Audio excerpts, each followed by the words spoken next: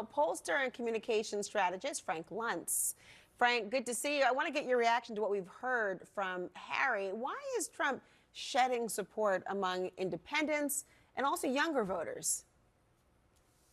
Well, I first want to say to Harry, come on, you're not on Broadway. Look, I used to do exactly what you just did maybe 10 years ago. But this stuff is very serious now. So, oh my God, is not helpful as a pollster in providing information. It may get people to pay attention for a minute or two, but it doesn't communicate what needs to be said. But Harry's correct. That group, that center group, has begun to abandon the president.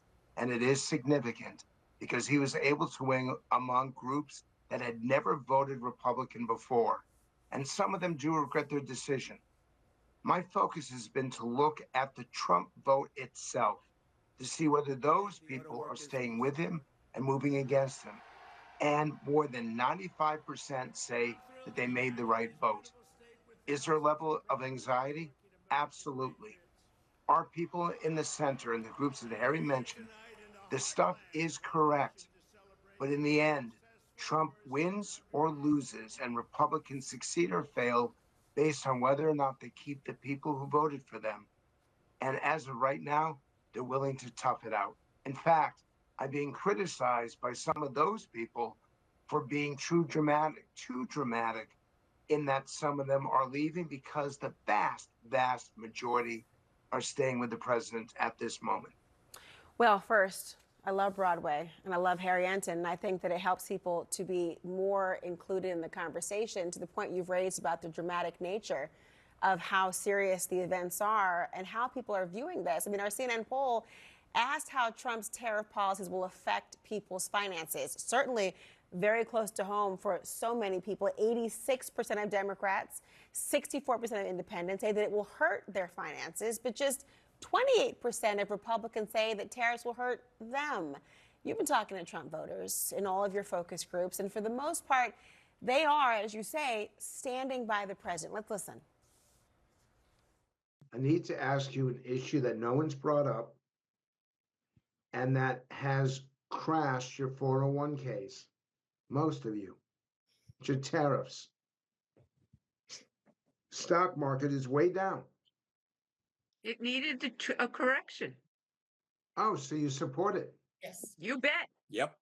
How many? And I have to tell you, how many? my 401k wasn't impacted at all. I also trust that Trump and all of his advisors that are involved with the tariff issue know what they're doing. Why do you think Republicans that you've spoken to are not voicing the same level of concern on tariffs as, say, other groups? And yet they are losing money.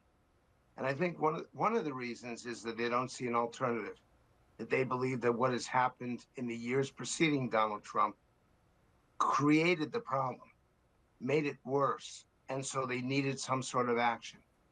And second, because they believe the president that they needed some sort of bold, dramatic action to say, in particular to the Chinese government, that you cannot dump steel, you cannot dump products, that in the end you have to give the American worker his or her due.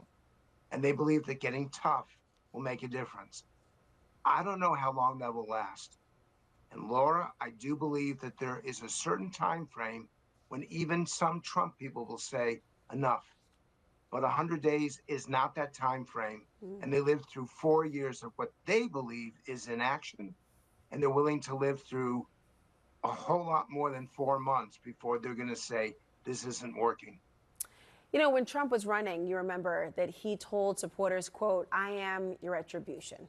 Now, in your conversations with voters, you say you notice a new level of distrust in our country's institutions. I mean, here's more from the Trump supporters that you spoke with.